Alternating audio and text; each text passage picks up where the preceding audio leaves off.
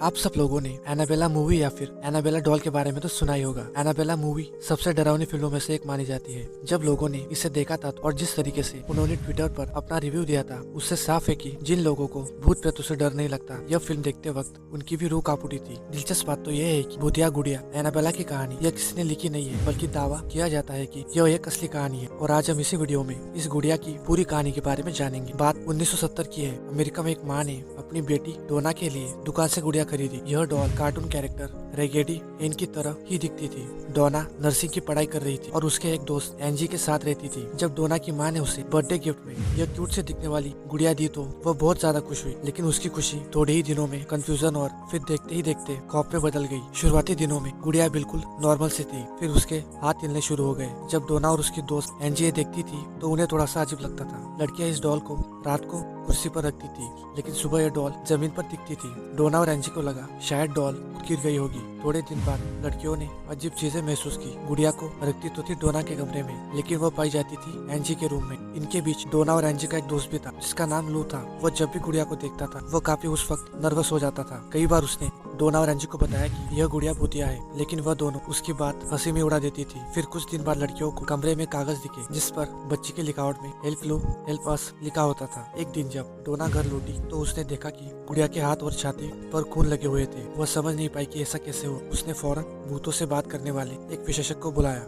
उस शख्स ने बताया कि इसी बिल्डिंग के पास एक 7 साल की बच्ची एनाबेला हाइगिन की मौत हो गई थी। भूतों से बात करने का दावा करने वाले इस विशेषज्ञ ने बताया कि एनाबेला की आत्मा को यह गुड़िया पसंद है और वह डोना एनजी के साथ रहना चाहती है। लड़कियों को उस मासूम बच्ची की बातों पर भरोसा हो गया। उन्होंने फैसला किया कि वह डॉल को अपने पास ही रखेंगे और एनाबेला की आत्मा को खुद से दूर नहीं करेंगी। लेकिन कुछ ही दिनों में उन्हें यकीन हो गया कि गुड़िया और एनाबेला की आत्मा को अपने पास रखकर उन्होंने कितनी बड़ी गलती कर दी थी। एक दिन अचानक लू को महसूस हुआ कि उसके पाँव पर कुछ रेंग रहा है और कोई नुकीले नाखून से उस पर हमला कर रहा है। उतने में वो जाग गया। उसने जो भी देखा वो महज एक सपना था। दूसरे दिन घर पर सिर्फ लू और एनजी ही थे। डोना कहीं बाहर गई थी। फिर अचानक दूसरे कमरे से डोना की चिकनी की आवाज आने लगी। लू ने कमरे में झांका तो कोई नहीं दिखा। जैसे ही वो रूम के अंदर गया उसे महसूस हुआ कि उसके पीछे कोई खड़ा है। फिर उसने महसूस किया कि कोई उसके पैरों पर धीरे धीरे चढ़ रहा है और नुकीले नाखूनों से पाँव खरोच रहा है। फिर गुड़िया उसे घूर रही थी। फिर वहाँ से लू फौरन कमरे से भाग गया। जो सपना उसने देखा ठीक वैसे ही असल में उसके साथ भी हुआ, लेकिन 2 ही दिनों में वह निशान अपने आप ही गायब हो गए। फिर डोना, एनजी और लू ने तीनों दोस्तों ने मिलकर पैरानॉर्मल एक्सपर्ट एड और लॉरेन वॉरेन की मदद ली। वॉरेन ने गुड़िया को गौर से देखा और बताया कि गुड़िया में किसी